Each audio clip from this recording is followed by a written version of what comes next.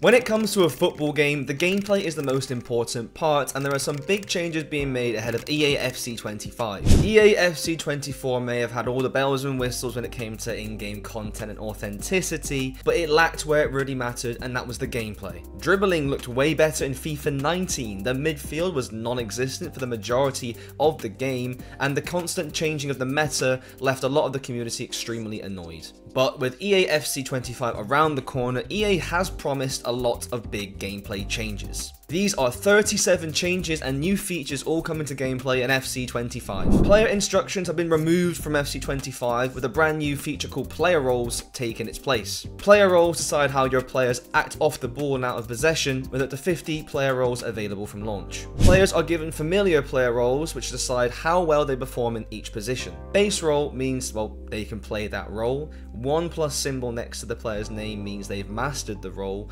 2+ symbols means they are world class in that role, and you can tell the out of position players because a little yellow exclamation mark will appear next to the name. The right wing back, left wing back and centre forward position have all been removed ahead of FC 25, with these all now becoming different player roles.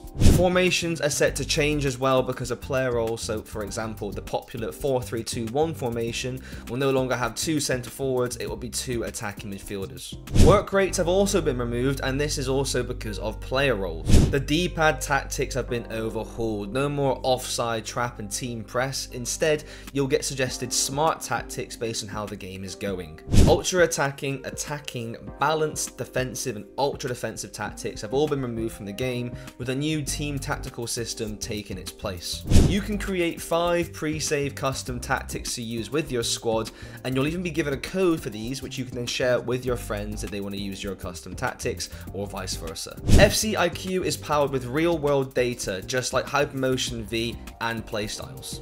AI Mimic means 1,847 players have more detailed and realistic body movements in the game. That's nearly 500 more than FC 24. Goalkeepers can now possess playstyle pluses in FC 25, with 2 new playstyles being added: far reach and deflector. Passing is way tougher in FC 25, especially with players who have low passing stats and no passing playstyles. On the other hand, passing is extremely easy when using players with high passing stats and passing playstyle. I've already played the game and tested this out myself, and from experience, passing first time or when you're not facing the direction you want can make the passes really difficult. Instead, I find myself taking way more time with the ball, and it makes you slow down your play a lot more. When playing in rainy or snowy conditions in non-competitive game modes, the players can now slip over when making passes or kicking the ball. This won't affect the actual pass, it's just a visual effect, but it's quite a cool addition. High-powered passes like driven passes or passes through tight angles have new animations to make them look way more realistic. According to EA, shooting is going to be way more difficult in FC 25, thanks to a bunch of new animations being added. If your player is off balance or you're shooting from a tighter angle, the chances of your shot going in have been lowered significantly. Orbit dribble has been removed from the game completely. EA has decided that after adding it in FIFA 23, its time was over and they've got rid. On the other hand, effort dribble has been improved with increased responsiveness.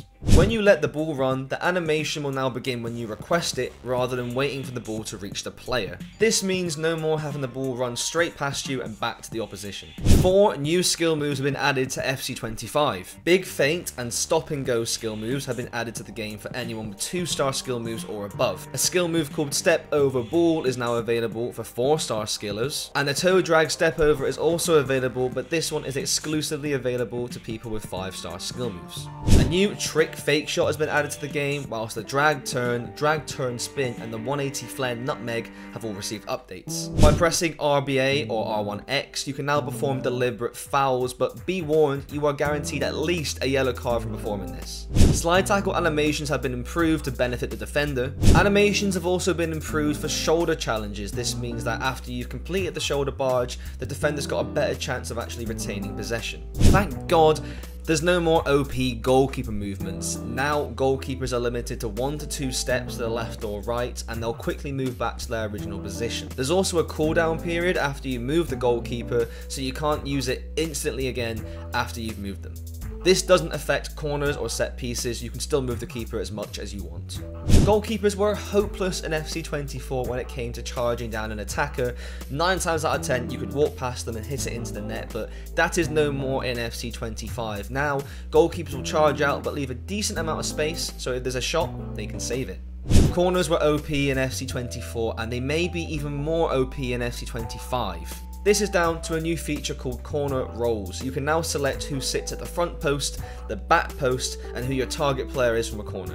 When taking quick free kicks, you can now perform precision passes. EA is also increasing the shot speed from long distance free kicks, so whoever the selfish free kick taker is in clubs is going to have a ball with this one. More penalty kick animations will be added to clubs and career modes. A new offside advantage overlay is also being added to the game, making it way more clear to see if your player is onside or offside. The subs bench has finally been increased from 7 players to 9, but this isn't available in all game modes for some reason.